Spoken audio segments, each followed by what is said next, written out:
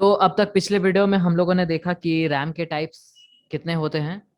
S RAM, D RAM, फिर उसके बाद डी रैम के भी टाइप्स हम लोगों ने देखे, A D RAM, S D RAM. और आजकल के जमाने में जो यूज होता है रैम का type, D D R, double data rate, S D RAM, उसके बारे में भी हमने देखा, उसका कॉन्सेप्ट भी समझा। अगर और जानना हो, पिछला कॉन्सेप्ट नहीं देखा हुआ है आप लोगों ने, तो आप चैनल पे जाके फंडामेंटल वाली प्लेलिस्ट में से पुराने वाले वीडियो को देख सकते हैं। आज हम लोग बात करेंगे कैश मेमोरी के बारे में। पिछली बार हमने एस रैम के डिटेल्स को पढ़ते टाइम कैश मेमोरी का थोड़ा जिक्र किया था, लेकिन आज फिर से हम लोग बात करेंगे कैश मेमोरी के बारे में थोड़ा डीपली।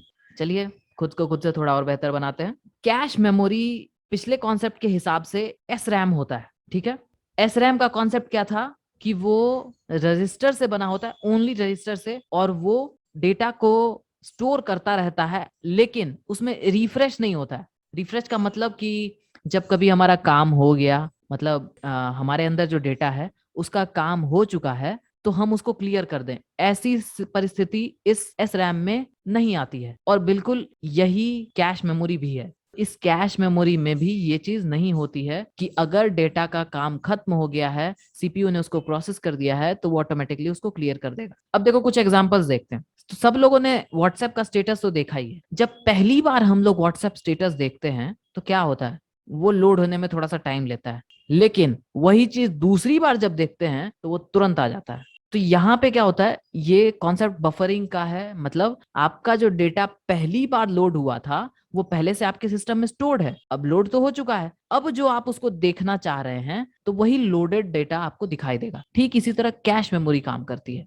ये जो कैश मेमोरी है, इसका जो इंटरनल आर्किटेक्चर होता है, प्लेसिंग होती है, लेवल्स होते हैं, किस मेमोरी के बाद कौन सी मेमोरी, उसके बाद सीपीयू, ये लेवल्स हम लोग अभी देखते हैं। इसके लिए हमको एक फिगर बनाना पड़ेगा। तो यहाँ रैम, कैश मेमोरी और सीपीयू है। देखो, रैम से डेटा उठ करके सीपीयू में जाता है, ठीक, और सीपीयू भी डेटा के लिए डिपेंड करता है रैम पर, रैम पे ही पूरी तरह निर्भर रहता है। मेन मेमोरी से ही डेटा हमेशा सीपीयू को ट्रांसफर किया जाता है, पर ये कैश मेमोरी बीच वाले बफर का काम करती है।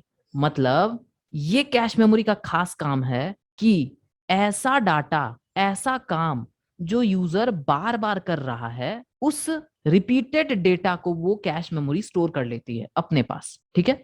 कैश मेमोरी होती है फास्ट, तो स्टोर कर लेने के बाद उस तरह के डेटा को जब सीपीयू लेना चाहती है प्रोसेस करने के लिए, तो एक्चुअल में वो क्या करेगी, कैश मेमोरी से मांग लेगी। क्योंकि कैश मेमोरी फास्ट होता है तो वो डेटा हमारे पास तुरंत पहुंच जाता है, तुरंत वो डेटा हमको सप्लाई कर देता है, मतलब सीपीयू को वो डेटा कैश सप्लाई कर देता है। तो रैम और सीपीयू के बीच की मेमोरी है कैश, एक तरह से बफर मेमोरी का ही काम करती है। रैम से डेटा उठा के सीपीयू तक पहुंचाती है, पर किस डेटा को, ऐसा डेटा जो कि यूजर बार बार यूज कर रहा होता है, ऐसा एप्लीकेशन का कुछ स्पेसिफिक डेटा जो यूजर को बार बार चाहिए, उस तरह का डेटा कैश मेमोरी में स्टोर हो जाता है, ताकि जब भी यूजर को जरूरत पड़े, कैश मेमोरी से फास्टली सीपीयू उठा करके और यूजर के सामने रख दे। यही है कैश मेमोरी का कॉन्सेप्ट, और कुछ भी नहीं है। ये सिस्टम में बहुत कम एमबी के होते हैं, मतलब कुछ एमबीज में ही होते हैं।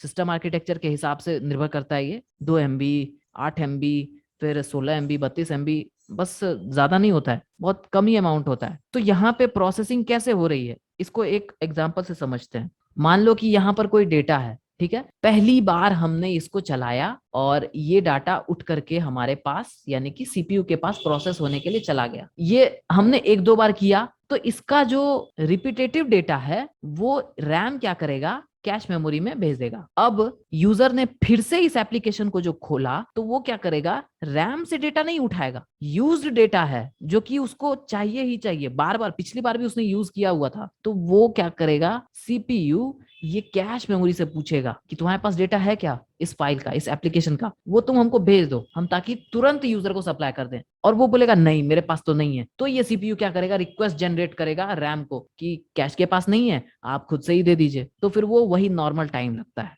तो cache memory is just a buffer between RAM and CPU, that's it. तो आज के लिए इतना ही, और आज कोई सवाल नहीं, पर अगर आपको किसी टॉपिक का एक्सप्लेनेशन चाहिए या कोई टेक्निकल वर्ड समझने में परेशानी होती है, तो आप कमेंट कर सकते हैं। मैं ज़रूर कोशिश करूंगा कि अगली वीडियो उसी टॉपिक पर बना के आपकी समस्या दूर करूं। तो मिलते हैं अगले वीडियो में नए टॉपिक के साथ। खुद को खुद से बेहतर बनाते रहिए। धन्यवाद।